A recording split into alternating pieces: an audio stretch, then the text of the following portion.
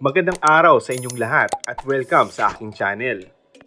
Coco Martin, ibinida ang anak.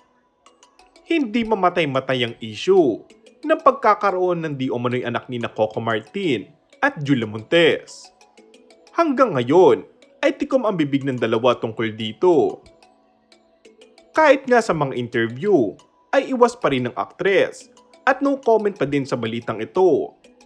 Kaya't inisip ng ilan na iniiwasan lang nitong matanong tungkol sa baby nila ni Coco. Out of nowhere, biglang ang naalala ng mga fans ang ginawang post noon ni Coco sa kanyang Instagram account ng video ng isang bata na mala action star ang dating. Bibilib ka nga sa tapang nito dahil sa marunong itong mag-stand habang nasa skateboard at sobrang lakas ng loob nito. Nasa higit 2 taon ang edad nitong bata.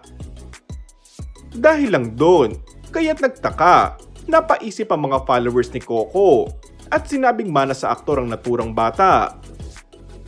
Samantala, nagtrending kamakailan ng isang event. Dito ay kuha ang mga larawan kung saan napakaraming mga artista at malalapit na kaibigan kasama sina Coco at Julia. Tila sa isang restaurant na ganap ang event, may larawan siyang kasama sina Catherine Bernardo, Daniel Padilla, Alden Richard, at ang dating cast ng FPJs, ang probinsyano. Dito ay kapansin-pansin sa ilang larawan ang blue cake sa background na may nakalagay na God Bless Popoy. May mga blue and white balloon arrangement na makikita sa ilang tables.